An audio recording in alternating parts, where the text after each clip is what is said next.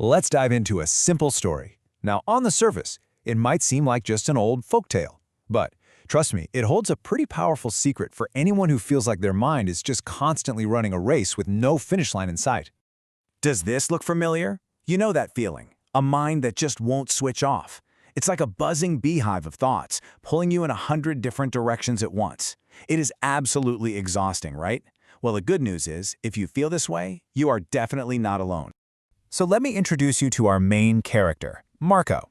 He's a young guy, just 24, and for him, his mind feels like a constant, raging storm that he just has no control over. And here's the real problem for him. His mind is basically trapped. It's either being dragged back into sadness and regret about the past, or it's being shoved into anxiety and worry about the future. He was living literally everywhere except for the here and now. And this internal storm, it wasn't just some abstract idea. It had real, physical consequences. Marco was tired all the time, he couldn't get a good night's sleep, and maybe the saddest part of all, he realized he'd completely forgotten how to just smile. The chaos on the inside was basically dimming his entire life. So Marco gets to this breaking point. He just knows he can't keep living like this. He has to find an answer, some way to finally quiet that storm. And that's when a little rumor sparked a tiny but really powerful glimmer of hope. The story going around was that deep in the hills there lived this wise old man. People said he used to be a famous psychologist in the city, but he left all that behind for a quiet life, helping people who came looking for him. For Marco, this idea was like a lifeline. It was going to be a long, tiring journey, and he had no idea if it would even work, but it felt like his only real hope. So he set off, driven by this one single, desperate thought.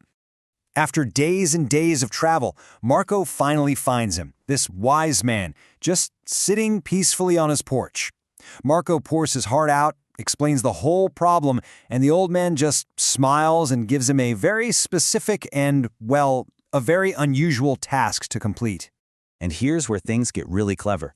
The task wasn't about strength or endurance. It was all about pure, unfiltered focus. The wise man filled a glass with water right to the absolute brim. I mean, the slightest little shake and it would spill. Marco would need total concentration. So, as Marco starts his walk, the world immediately starts throwing distractions at him. The road is busy, there are people rushing past, shopkeepers are yelling out to him, dogs are barking. But here's the thing, Marco was completely oblivious. He didn't notice any of it. He makes it back to the wise man, so proud of himself. He did it! Not a single drop spilled. He was probably thinking, okay, I passed the test. But the task itself wasn't the real lesson. The real lesson, that big aha moment, was just about to happen. The wise man doesn't congratulate him. He doesn't even mention the water. Instead, he just calmly asks him these two simple questions. He wanted to know what Marco experienced on the journey, not just if he finished the task. And Marco's surprise, well, that's the whole point, isn't it? He genuinely had no idea what the old man was talking about. For those few minutes, his entire universe had shrunk down to just the surface of the water in that glass. And that's when the wise man reveals the big secret. By focusing all of his attention on that one simple thing, Marco had forced his mind to be completely in the present moment. And in that state, there was no room for past regrets, no room for future anxieties. The storm had just stopped.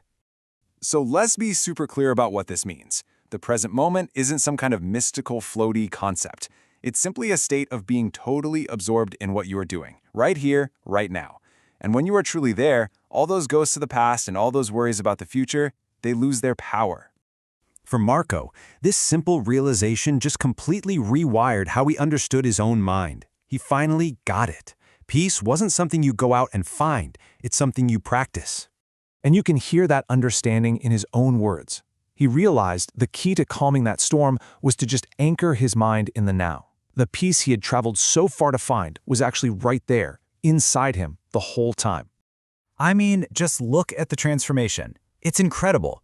He went from a mind that was lost in a storm of yesterday and tomorrow to a mind that was peacefully anchored right here, today. That one simple shift changed absolutely everything for him. And that's really the big takeaway for all of us, isn't it? We spend so much time searching for peace, as if it's some destination we need to get to. But what this story teaches us is that it's actually a state of being, and it's accessible to us at any time, just by bringing our full attention to whatever is right in front of us. So I'll leave you with this question to think about. What in your life demands your complete focus? What's the one thing you can give your full, undivided attention to right now that will quiet all the noise and bring you back to this very moment? What is your glass of water?